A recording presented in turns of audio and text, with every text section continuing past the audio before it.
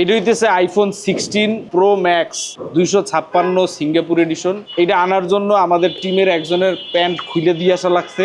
এখন তার প্যান্ট নাই, ট্রাউজার ভেজা। সুমাস থেকে আজকে এটার দাম হইতেছে 2 লাখ টাকা। শুক্রবার দিন প্রথম আইছে রাত 8টার পর, তখন এটার দাম ছিল 2.5 লাখ। এর পরের দিন হইছে 2,20,000, আজকে 2 লাখ। এরকম যদি চলতে থাকে 1 মাস পরে এটার দাম 0 টাকা হয়ে যাবে। আমার আরাকাতে আছে 15 প্রো।